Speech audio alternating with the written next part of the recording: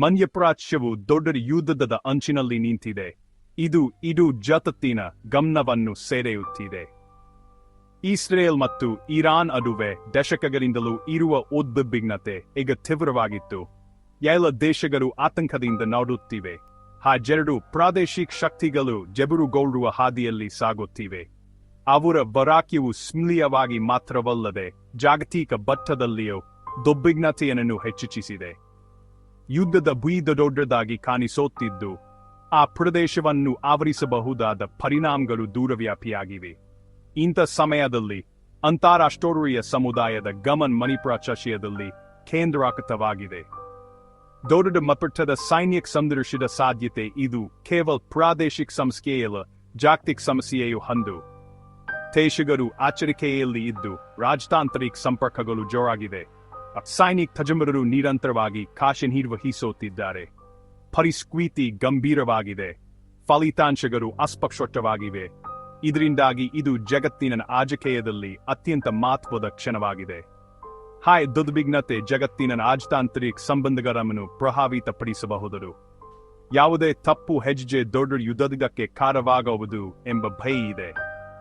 ಇದೆಲ್ಲವನ್ನು ಗಮನದಲ್ಲಿಟ್ಟುಕೊಂಡು ನಾವು ಇತ್ತೀಚಿನ ಬೆಳವಣಿಗೆಗಳ ಸ್ಪಷ್ಟ ಮತ್ತು ನಂಬಬಹುದಾದ ವಿಶ್ಲೇಷಣೆಯನ್ನು ನೀಡಬೇಕಾಗಿದೆ. ಸಂಘರ್ಷದ ಇತಿಹಾಸ ಮತ್ತು ರಾಜಕೀಯ ಹಿನ್ನೆಲೆಗಳನ್ನು ತಿಳಿದುಕೊಳ್ಳುವುದು ಅತ್ಯಗತ್ಯ. ಅರಿಬರಹಗಳು ದಶಕಗಳಿಂದ ಸಿಡಿದುಕೊಳ್ಳುತ್ತಿವೆ. ಅವುಗಳ ಪರಿಣಾಮಗಳು ಆ ಪ್ರದೇಶದ ಭವಿಷ್ಯವನ್ನು ನಿರ್ಧರಿಸಬಹುದು. ನಮ್ಮ ಉದ್ದೇಶ ಇತ್ತೀಚಿನ ಪರಿಸ್ಥಿತಿಯ ಸಂಪೂರ್ಣ ಅವಲೋಕನವನ್ನು ನೀಡುವುದು. ಇದರ ಕಾರಣಗಳು, ಪರಿಣಾಮಗಳು ಮತ್ತು ಪರಿಹಾರಗಳ ಬಗ್ಗೆ ಚರ್ಚಿಸುವುದು. ಇಸ್ರೇಲ್ ಮತ್ತು ಇರಾನ್ ನಡುವಿನ ಉದ್ವಿಗ್ನತೆಗಳು ತಕ್ಷಣದ ಭಾಗರಷ್ಟೇ ಅಲ್ಲ, ದೊಡ್ಡ ಕಮ್ನೆಯ ಭಾಗವಾಗಿದೆ. ಇದನ್ನು ಆಳವಾಗಿ ಪರಿಶೀಲಿಸಬೇಕಾಗಿದೆ. ಇತ್ತೀಚಿನ ವಾರಗಳಲ್ಲಿ ಮಧ್ಯಪ್ರಾಚ್ಯದಲ್ಲಿ ಕ್ಷಿಪಣಿ ದಾಳಿಗಳು ಮತ್ತು ಸೈನಿಕ ಎಚ್ಚರಿಕೆಗಳು ಹೆಚ್ಚಾಗಿವೆ. ಪರಿಸ್ಥಿತಿ ತೀವ್ರವಾಗಿ ಬದಲಾಗಿದೆ. ಇಸ್ರೇಲ್ ಮತ್ತು ಇರಾನ್ ಅಪಾಯಕಾರಿ ಮಟ್ಟದಲ್ಲಿ ಮುಖಾಮುಖಿಯಾಗಿವೆ.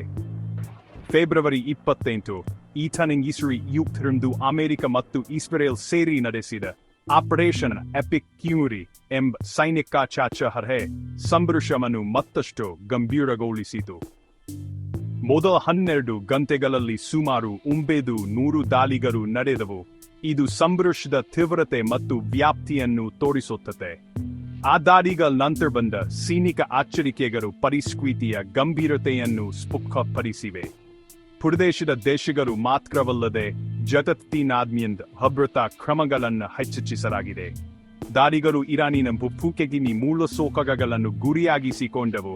ಅದರೊಳಗೆ ತೆಹರಾನ್ನ ಪ್ರಮುಖ ಕೇಂದ್ರಗಳು ಸೇರಿವೆ. ಆ ದಾಳಿಗಳ ಪರಿಣಾಮ ತಕ್ಷಣವೇ ಕಂಡುಬಂದಿತು.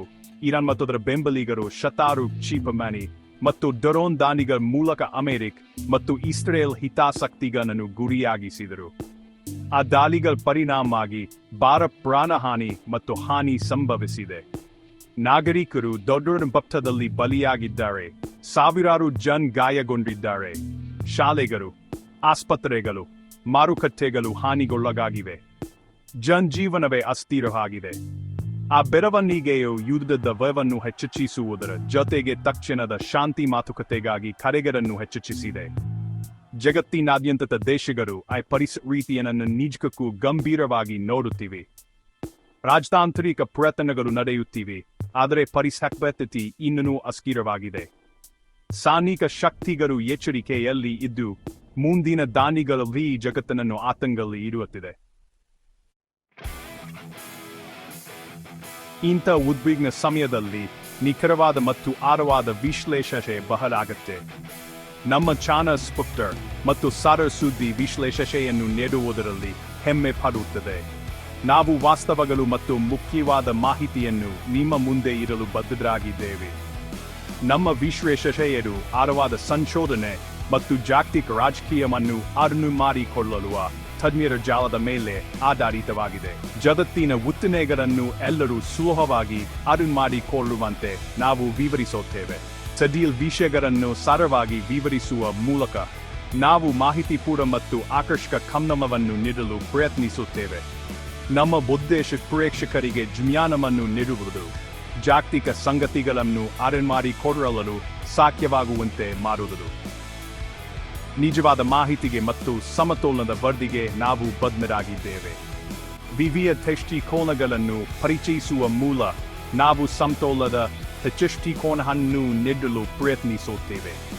ಮಧ್ಯಪ್ರಾಚ್ಯದಲ್ಲಿ ಉದ್ವಿಗ್ನತೆ ಹೆಚ್ಚುತ್ತಿರುವ ಸಮಯದಲ್ಲಿ ನಮ್ಮ ಚಾನೆಲ್ ಸಮಯೋಚಿತ ಮತ್ತು ನಂಬಬಹುದಾದ ವಿಶ್ಲೇಷಣೆಯನ್ನು ನೀಡಲು ಸಿದ್ಧವಾಗಿದೆ.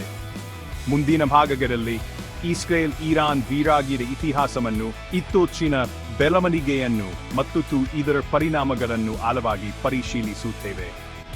ಆ ವಿಷಯಗಳ ಬಗ್ಗೆ ಆಳವಾದ ದೃಷ್ಟಿಕೋನವನ್ನು ನೀಡುವ ಮೂಲ ಮಧ್ಯಪ್ರಾಚ್ಯದ ಸಂಕೀರ್ಣತೆ ಮತ್ತು ಸವಾಲುಗಳನ್ನು ಸ್ಪಷ್ಟಪಡಿಸಲು ನಾವು ಪ್ರಯತ್ನಿಸುತ್ತೇವೆ.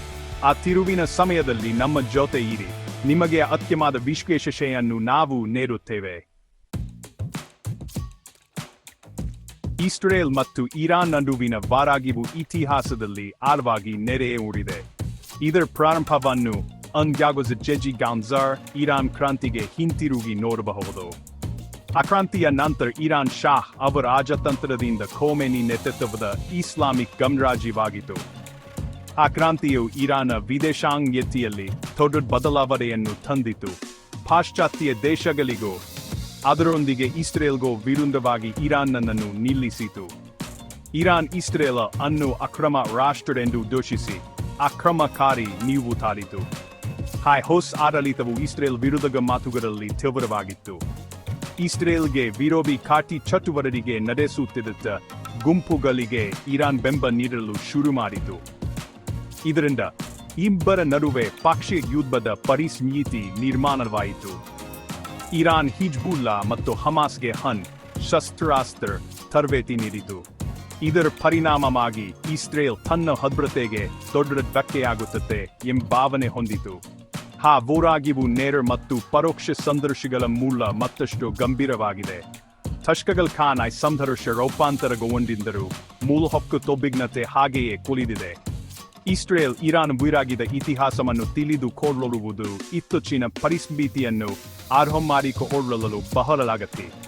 ಆ ವೈರಾಗ್ಯವು ಇತ್ತೀಚಿನ ಬೆಳವಣಿಗೆಯ ಫಲವಲ್ಲ, ದಶಕಗಳ ರಾಜಕೀಯ, ಸೈನಿಕ ಮತ್ತು ಆದರ್ಶಪರ ಹೋರಾಟದ ಫಲವಾಗಿದೆ. ಮುಂದಿನ ವಿಶ್ಲೇಷಣೆಯಲ್ಲಿ ಆ ಇತಿಹಾಸವನ್ನು ಗಮನದಲ್ಲಿ ಇಟ್ಟುಕೊಂಡು ನಾವು ಮುಂದೆ ಸಾಗುತ್ತೇವೆ. ಹಿಜ್ಬುಲ್ಲಾ ಮತ್ತು ಹಮಾಸಂತಹ ಗುಂಪುಗಳಿಗೆ ಇರಾನ್ ನೀಡುತ್ತಿರುವ ಬೆಂಬಲ ಅದರ ವಿದೇಶಾಂಗ ನೀತಿಯ ಪ್ರಮುಖ ಭಾಗವಾಗಿದೆ.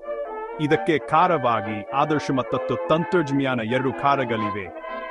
ಇರಾನಿಗೆ ಹಿಜ್ಬುಲ್ಲಾ ಮತ್ತು ಹಮಾಸ್ ಇಸ್ರೇಲ್ ವಿರುದ್ಧ ತನ್ನ ಪ್ರಭಾವವನ್ನು ಉಳಿಸಿಕೊಳ್ಳಲು ಮುಖ್ಯವಾದ ಸಾಧನಗಳಾಗಿವೆ. ಆ ಗುಂಪುಗಳಿಗೆ ಬೆಂಬಲ ನೀಡುವುದರಿಂದ ಇರಾನ್ ತನ್ನ ಶಕ್ತಿಯನ್ನು ಪ್ರದರ್ಶಿಸಲು ಮತ್ತು ಇಸ್ರೇಲ್ ವಿರುದ್ಧ ಹೋರಾಡಲು ಸಾಧ್ಯವಾಗುತ್ತದೆ. ಹಿಜ್ಬುಲ್ಲಾ ಲೆಬನಾನ್ನಲ್ಲಿ ಆಧಾರಿತವಾಗಿದ್ದು ಬಹುಕಾಲದಿಂದ ಇರಾನ್ನ ನೆರವು ಪಡೆಯುತ್ತಿದೆ. ಹಣಕಾಸು, ಸೈನಿಕ ತರಬೇತಿ ಹಾಗೂ ಆಧುನಿಕ ಶಸ್ತ್ರಾಸ್ತ್ರಗಳ ಪೂರೈಕೆ ಇದರಲ್ಲಿ ಸೇರಿವೆ. ಹಿಜ್ಬುಲ್ಲಾ ಇರಾನ್ಗೆ ಲೆಬನಾನ್ ಮತ್ತು ಅದರ ಹೊರಗಿನ ಪ್ರದೇಶಗಳಲ್ಲಿ ಪ್ರಭಾವವನ್ನು ಸಾಧಿಸಲು ಸಹಾಯ ಮಾಡುತ್ತದೆ. ಹಾಗೆ ಪ್ಯಾಲೆಸ್ತೀನ್ ಪ್ರದೇಶದಲ್ಲಿ ಹಮಾಸ್ಗೆ ನೀಡುತ್ತಿರುವ ಬೆಂಬಲವು ಇರಾನ್ನ ಇಸ್ರೇಲ್ ವಿರುದ್ಧದ ಹೋರಾಟದ ಬದ್ಧತೆಯನ್ನು ತೋರಿಸುತ್ತದೆ. ಇದು ವಸ್ತು ಮತ್ತು ಆದರ್ಶ ಎರಡನ್ನೂ ಒಳಗೊಂಡಿದೆ. ಹಮಾಸ್ಗೆ ನಿರಂತರ ಹೋರಾಟ ನಡೆಸಲು ಶಕ್ತಿ ನೀಡುತ್ತದೆ. ಇಸ್ರೇಲ್ಗೆ ಆ ಬೆಂಬಲ ದೊಡ್ಡ ಭದ್ರತಾ ಆತಂಕವಾಗಿದೆ. ಗಡಿಗಳ ಪಕ್ಕದಲ್ಲೇ ಇಂಥ ಗುಂಪುಗಳು ಇದ್ದರೆ ಯಾವಾಗಲೂ ಇರಬೇಕು.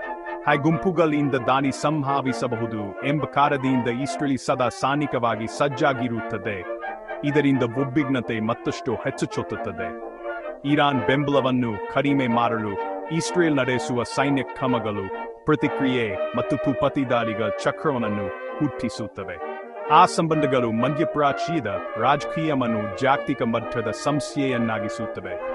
ಆ ಬೆಂಬಲವು ಸೈನ್ಯ ತಂತ್ರಜ್ಞಾನ ಮಾತ್ರವಲ್ಲ, ಇರಾನ್ನ ಆದರ್ಶಪ ನಿಲುವನ್ನು ಕೂಡ ತೋರಿಸುತ್ತದೆ. ನಾವು ಇತ್ತೀಚಿನ ಬೆಳವಣಿಗೆಯನ್ನು ಪರಿಶೀಲಿಸುವಾಗ ಪಾಕ್ಷಿಕ ಸಂಘರ್ಷಗಳು ಇಸ್ರೇಲ್ ಇರಾನ್ ವೈರಾಗ್ಯದ ದೊಡ್ಡ ಕಂಬೆಗೆ ಹೇಗೆ ಕೊಡುಗೆ ನೀಡುತ್ತವೆ ಎಂಬುದು ಮುಖ್ಯವಾಗಿದೆ. ಇದರ ಪರಿಣಾಮಗಳು ಜಾಗತಿಕ ಮಟ್ಟದಲ್ಲಿಯೂ ಕಾಣಬಹುದು. ಇಸ್ರೇಲ್ ಮತ್ತು ಇರಾನ್ ನಡುವಿನ ಇತ್ತೀಚಿನ ಪರಿಸ್ಥಿತಿ ಕ್ಷಿಪಣಿ ಬಿ ಮತ್ತು ಸೈನಿಕ ಸಜ್ಜುಗೊಳಿಕೆಯಿಂದ ತುಂಬಿದೆ. ಇತ್ತೀಚಿನ ದಾಳಿ ಮತ್ತು ಪ್ರತಿದಾಳಿಗಳು ಪ್ರದೇಶವನ್ನು ಯುದ್ಧದ ಅಂಚಿಗೆ ತಳ್ಳಿವೆ. ಇರಾನ್ನ ಕ್ಷಿಪಣಿ ಸಾಮರ್ಥ್ಯವು ದೊಡ್ಡ ಆತಂಕವಾಗಿದೆ. ಇವು ಇಸ್ರೇಲ್ನ ಪ್ರಮುಖ ಕೇಂದ್ರಗಳು ಮತ್ತು ನಾಗರಿಕ ಪ್ರದೇಶಗಳನ್ನು ಗುರಿಯಾಗಿಸಬಹುದು ಎಂಬ ಭೀತಿ ಇದೆ. ಆ ಕ್ಷಿಪಣಿಗಳಿಂದ ದೊಡ್ಡ ಹಾನಿ ಸಂಭವಿಸಬಹುದು ಎಂಬ ಕಾರಣದಿಂದ ಇಸ್ರೇಲ್ ತನ್ನ ಅಕ್ಕಲೆಯನ್ನು ಬಲಪಡಿಸಿದೆ. ಇಸ್ರೇಲ್ ತನ್ನ ಗಡಿಗಳಲ್ಲಿ ಸೈನಿಕರನ್ನು ಹೆಚ್ಚಿಸಿದೆ, ಆಧುನಿಕ ಕ್ಷಿಪಣಿ ನಿರೋಧಕ ವ್ಯವಸ್ಥೆಗಳನ್ನು ಸ್ಥಾಪಿಸಿದೆ, ಸೈನಿಕ ಅಭ್ಯಾಸಗಳನ್ನು ಹೆಚ್ಚಿಸಿದೆ. ಸರ್ಕಾರ ನಾಗರಿಕರಿಗೆ ಎಚ್ಚರಿಕೆ ನೀಡಿದೆ, ಯಾವಾಗ ಬೇಕಾದರೂ ದಾಳಿ ಸಂಭವಿಸಬಹುದು ಎಂದು. ಇರಾನ್ ಕೂಡ ತನ್ನ ಸೈನಿಕ ಶಕ್ತಿಯನ್ನು ಸಜ್ಜುಗೊಳಿಸುತ್ತಿದೆ, ಮುಂದಿನ ಸಂಘರ್ಷಕ್ಕೆ ಸಿದ್ಧತೆ ಮಾಡಿಕೊಂಡಿದೆ. ಆ ಸೈನಿಕ ಸಜ್ಜುಗೊಳಿಗೆ ಕೇವಲ ಶಕ್ತಿ ಪ್ರದರ್ಶನವಲ್ಲ, ಆದರೆ ದಾಳಿ ನಡೆಸಲು ಸಿದ್ಧತೆ ಕೂಡ ಎಂದು. ಇಸ್ರೇಲ್ ಇರಾನ್ಗೆ ಬೆಂಬಲ ನೀಡುತ್ತಿರುವ ಪ್ರಾದೇಶಿಕ ಶಕ್ತಿಗಳ ಭಾಗವಹಿಸುವಿಕೆಯಿಂದ ಪರಿಸ್ಥಿತಿ ಇನ್ನಷ್ಟು ಸಂಕೀರ್ಣವಾಗಿದೆ. ಆ ಸಂಘರ್ಷ ಎರಡು ದೇಶಗಳ ನಡುವಿನ ಒಪ್ಪಂದದಲ್ಲಿ ಮಾತ್ರ ನಿಲ್ಲದೆ ಹೆಚ್ಚಿನ ರಾಷ್ಟ್ರಗಳು ಮತ್ತು ಗುಂಪುಗಳನ್ನು ಒಳಗೊಂಡಿರಬಹುದು. ಸೈನಿಕ ಸಜ್ಜುಗೊಳಿಕೆ ಮತ್ತು ಕ್ಷಿಪಣಿ ಭಯದಿಂದ ಪರಿಸ್ಥಿತಿ ತುಂಬಾ ಗಂಭೀರವಾಗಿದೆ. ಒಂದು ತಪ್ಪು ನಿರ್ಧಾರದಿಂದ ದೊಡ್ಡ ಯುದ್ಧದಂತಾಗಬಹುದು. ಜಗತ್ತಿನಾದ್ಯಂತ ಬಗ್ಗೆ ಆತಂಕವಿದೆ. ರಾಜತಾಂತ್ರಿಕ ಮಾತುಕತೆಗಳು ನಡೆಯುತ್ತಿವೆ, ಆದರೆ ಶಾಂತಿಯ ಹಾದಿ ಸುಲಭವಲ್ಲ. ಇತ್ತೀಚಿನ ಸೈನಿಕ ಸಜ್ಜುಗೊಳಿಕೆ ಮತ್ತು ಕ್ಷಿಪಣಿ ಭಯಗಳು ಮೂಲ ಕಾರಣಗಳನ್ನು ಪರಿಹರಿಸುವ ಶಾಂತಿಯ ಪರಿಹಾರಕ್ಕೆ ಅಗತ್ಯವಿದೆ ಎಂಬುದನ್ನು ತೋರಿಸುತ್ತವೆ. ಮುಂದಿನ ವಾರಗಳು ಆ ಸಂಘರ್ಷದ ದಿಕ್ಕನ್ನು ನಿರ್ಧರಿಸಬಹುದಾದ ಪ್ರಮುಖ ಸಮಯವಾಗಿವೆ. ಇಸ್ರೇಲ್ ಇರಾನ್ ಸಂಘರ್ಷದಲ್ಲಿ ಅಮೆರಿಕ ಪ್ರಮುಖ ಪಾತ್ರ ವಹಿಸಿದೆ. ಇಸ್ರೇಲ್ಗೆ ಅಮೆರಿಕ ನೀಡುತ್ತಿರುವ ಬೆಂಬಲ ಅದರ ಮಧ್ಯಪ್ರಾಚ್ಯದ ನೀತಿಯ ಪ್ರಮುಖ ಭಾಗವಾಗಿದೆ. ಸೈನಿಕ ಸಹಾಯ, ಗುಪ್ತಚರ ಮಾಹಿತಿ ಹಂಚಿಕೆ ಮತ್ತು ಪ್ರಾದೇಶಿಕ ಸೈನಿಕ ಶಿಬಿರಗಳ ಮೂಲಕ ಅಮೆರಿಕ ತನ್ನ ಪ್ರಭಾವವನ್ನು ಬಳಕೆ ಮಾಡುತ್ತಿದೆ. ಇತ್ತೀಚಿನ ಆಪರೇಷನ್ ಆಪಿಕ್ ಅಮ್ಯೂರಿ ಎಂಬ ಸಂಯುಕ್ತ ಸೈನಿಕ ಕಾರ್ಯಾಚರಣೆ ಆ ಸಹಕಾರದ ಗಂಭೀರತೆಯನ್ನು ತೋರಿಸುತ್ತದೆ. ಇರಾನ್ನ ಅಣುಶಕ್ತಿ ಮತ್ತು ಪ್ರಭಾವವನ್ನು ಅಮೆರಿಕ ಸದಾ ಅನುಮಾನದಿಂದ ನೋಡುತ್ತಾ ಬಂದಿದೆ. ಇದರ ವಿರುದ್ಧ ತಡೆಗಟ್ಟಲು ಹಲವು ಹಂತಗಳಲ್ಲಿ ಕ್ರಮ ತೆಗೆದುಕೊಂಡಿದೆ. ಆರ್ಥಿಕ ನಿರ್ಬಂಧಗಳು, ರಾಜತಾಂತ್ರಿಕ ಒತ್ತಡಗಳು ಮತ್ತು ಸೈನ್ಯ ಕ್ರಮಗಳು ಇದರ ಭಾಗ. ಆದರೆ ಇರಾನ್ ತನ್ನ ತಂತ್ರಜ್ಞಾನ ಮತ್ತು ಸ್ಥೈರ್ಯದಿಂದ ಆ ಒತ್ತಡವನ್ನು ಎದುರಿಸಿದೆ. ಅಮೆರಿಕದ ಪಾತ್ರಕ್ಕೆ ದೇಶೀಯವಾಗಿ ಮತ್ತು ಜಾಗತಿಕವಾಗಿ ವಿರೋಧವಾಗಿದೆ. ಅಮೆರಿಕ ಸಾರ್ವಜನಿಕ ಅಭಿಪ್ರಾಯ ಕೂಡ ವಿಭಿನ್ನವಾಗಿದೆ. ದೀರ್ಘಕಾಲದ ಸಂಘರ್ಷ ಮತ್ತು ಅದರ ಪರಿಣಾಮಗಳ ಬಗ್ಗೆ ಚರ್ಚೆ ನಡೆಯುತ್ತಿದೆ. ಜಗತ್ತಿನಾದ್ಯಂತ ಅಮೆರಿಕ ಕ್ರಮಗಳನ್ನು ನಿಗಾ ಇಡಲಾಗುತ್ತಿದೆ. ಮುಂದಿನ ತಿಂಗಳುಗಳು ಅಮೆರಿಕ ರಾಜತಾಂತ್ರಿಕ ಮತ್ತು ಸೈನಿಕ ಸಾಮರ್ಥ್ಯಕ್ಕೆ ಪರೀಕ್ಷೆಯ ಸಮಯವಾಗಿವೆ. ಅಮೆರಿಕ ಅವರ ವಿಘ್ನತೆಯನ್ನು ಹೇಗೆ ನಿರ್ವಹಿಸುತ್ತದೆ ಎಂಬುದು ಇಸ್ರೇಲ್ ಇರಾನ್ ವೈರಾಗ್ಯದ ಭವಿಷ್ಯವನ್ನು ನಿರ್ಧರಿಸಬಹುದು. ಇಸ್ರೇಲ್ ಮತ್ತು ಇರಾನ್ ನಡುವಿನ ಉದ್ವಿಗ್ನತೆ ಹೆಚ್ಚಾಗುತ್ತಿದ್ದಂತೆ ವ್ಯಾಪಕ ಪ್ರಾದೇಶಿಕ ಯುದ್ಧದ ದೊಡ್ಡದಾಗಿದೆ. ಪ್ರಾದೇಶಿಕ ಶಕ್ತಿಗಳು ಮತ್ತು ಪಾಕ್ಷಿಕ ಗುಂಪುಗಳ ಭಾಗವಹಿಸುವಿಕೆ ಪರಿಸ್ಥಿತಿಯನ್ನು ಇನ್ನಷ್ಟು ಸಂಕೀರ್ಣಗೊಳಿಸಿದೆ.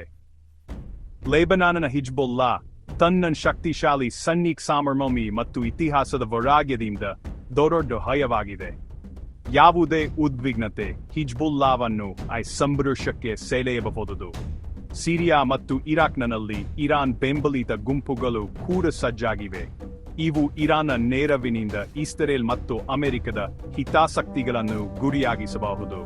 ಇದರಿಂದ ಯುದ್ಧದ ವ್ಯಾಪ್ತಿ ಹೆಚ್ಚಬಹುದು, ನಿಯಂತ್ರಣ ಕಷ್ಟ ಆಗಬಹುದು. ಯೆಮೆನ್ನ ಹತ್ತಿ ಗುಂಪು ಕೂಡ ಇನ್ನೊಂದು ಮುನ್ನೆಚ್ಚರಿಕೆಯ ಕೇಂದ್ರವಾಗಿದೆ. ಇವು ಇರಾನ್ಗೆ ಬೆಂಬಲ ನೀಡುತ್ತಿವೆ, ಸೌದಿ ಅರೇಬಿಯಾದರೊಂದಿಗೆ ಹೋರಾಟದಲ್ಲಿವೆ. ಇವುಗಳು ಭಾಗವಹಿಸಿದರೆ ಮಧ್ಯಪ್ರಾಚ್ಯವನ್ನೇ ಅಸ್ಥಿರಗೊಳಿಸಬಹುದು. ವ್ಯಾಪಕ ಯುದ್ಧದ ಅಪಾಯದಿಂದ ದೊಡ್ಡ ಮಾನವೀಯ ಮತ್ತು ರಾಜಕೀಯ ಪರಿಣಾಮಗಳು ಉಂಟಾಗಬಹುದು. ಇದನ್ನು ತಡೆಯಲು ಎಲ್ಲರೂ ಶಾಂತಿ ಮಾತುಕತೆಗೆ ಆದ್ಯತೆ ನೀಡಬೇಕು. ಅಂತಾರಾಷ್ಟ್ರೀಯ ಸಂಸ್ಥೆಗಳು ಮತ್ತು ಮಧ್ಯವರ್ತಿಗಳು ಮಾತುಕತೆಗೆ ವೇದಿಕೆಯಾಗಬಹುದು. ಶಾಂತಿಯ ಹಾದಿ ಕಷ್ಟಕರವಾದರೂ ನಿರ್ಲಕ್ಷ್ಯ ಮಾಡುವ ಅಪಾಯ ಹೆಚ್ಚು.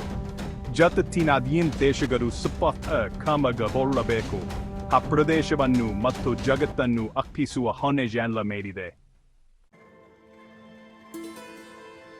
ಇಸ್ರೇಲ್ ಮತ್ತು ಇರಾನ್ ನಡುವೆ ಯುದ್ಧ ಸಂಭವಿಸಿದರೆ ಜಗತ್ತಿಗೆ ದೊಡ್ಡ ಪರಿಣಾಮಗಳು ಉಂಟಾಗಬಹುದು. ತಕ್ಷಣದ ಆತಂಕವೆಂದರೆ ತೈಲ ಸರಬರಾಜಿನಲ್ಲಿ ವ್ಯತ್ಯಯ. ಜಗತ್ತಿನ ಬಹುಪಾಲು ತಾಳ ಸಾಗುವ ಹಾರ್ಮೋಜ್ ಜಲಸಂಧಿ ಮುಖ್ಯ ಕೇಂದ್ರವಾಗಿದೆ. ಇಲ್ಲಿ ಯುದ್ಧ ಸಂಭವಿಸಿದರೆ ತಾಳ ಬೆಲೆ ಏರಬಹುದು. ಜಾಗತಿಕ ಆರ್ಥಿಕತೆಯಲ್ಲಿ ಅಸ್ಥಿರತೆ ಉಂಟಾಗಬಹುದು. ವ್ಯಾಪಾರ ಮಾರ್ಗಗಳು ಅಸ್ತವ್ಯಸ್ತವಾಗಬಹುದು. ಜಗತ್ತಿನಾದ್ಯಂತ ಕೈಗಾರಿಕೆಗಳು ಬಾಧೆಗೆ ಒಳಗಾಗಬಹುದು. ಆ ಆರ್ಥಿಕ ಅನಿಶ್ಚಿತತೆ ಶಾಂತಿ ಮಾತುಕತೆಗೆ ತುರ್ತು ಅಗತ್ಯವಿದೆ ಎಂಬುದನ್ನು ತೋರಿಸುತ್ತದೆ. ಪರಿಸ್ಥಿತಿ ಗಂಭೀರವಾದರೂ ರಾಜತಾಂತ್ರಿಕ ಪರಿಹಾರ ನಿರೀಕ್ಷೆ ಇದೆ. ಶಾಂತಿ ಮಾತುಕತೆಗಳು ನಡೆಯುತ್ತಿವೆ. ಹಲವು ದೇಶಗಳು ಮಧ್ಯವರ್ತಿಕೆಗೆ ಮುಂದಾಗಿವೆ. ದಕ್ಷಿಣ ಆಫ್ರಿಕಾ ಮತ್ತು ಕತಾರ್ಗಳಂಥ ದೇಶಗಳು ಶಾಂತಿ ಪ್ರಕ್ರಿಯೆಯಲ್ಲಿ ಭಾಗವಹಿಸುತ್ತಿವೆ. ಜಗತ್ತಿನಾದ್ಯಂತ ಶಾಂತಿಯ ನಿರೀಕ್ಷೆ ಇದೆ. ರಾಜತಾಂತ್ರಿಕ ಪ್ರಯತ್ನಗಳು ಯಶಸ್ವಿಯಾಗಬೇಕೆಂಬ ಒತ್ತಡವಿದೆ. ಹಾಗೆ ಜಗತ್ತೆಲ್ಲ ಆ ಸಂದರ್ಶವನ್ನು ಗಮನಿಸುತ್ತಿದೆ. ರಾಜತಾಂತ್ರಿಕ ಪರಿಹಾರವೇ ಮುಖ್ಯ ಎಂದು ಎಲ್ಲರೂ ಒಪ್ಪಿಕೊಂಡಿದ್ದಾರೆ. ಶಾಂತಿಯ ನಿರೀಕ್ಷೆ ನಮ್ಮನ್ನು ಮುಂದಕ್ಕೆ ನಡೆಸುತ್ತದೆ. ಉದ್ವಿಗ್ನತೆಯನ್ನು ಕಡಿಮೆ ಮಾಡಲು ಪ್ರಯತ್ನಗಳು ನಡೆಯುತ್ತಿವೆ. ಆ ಅನಿಶ್ಚಿತ ಸಮಯದಲ್ಲಿ ಜಗತ್ತಿನಾದ್ಯಂತ ದೇಶಗಳು ಒಗ್ಗೂಡಿ ರಾಜತಾಂತ್ರಿಕ ಪರಿಹಾರಕ್ಕಾಗಿ ಶ್ರಮಿಸಬೇಕು. ಇದರಿಂದ ಮಧ್ಯಪ್ರಾಚ್ಯ ಮತ್ತು ಜಗತ್ತಿಗೆ ಭದ್ರತೆ ಮತ್ತು ಸಮೃದ್ಧಿಯ ಭವಿಷ್ಯ ಸಿಗುವುದು.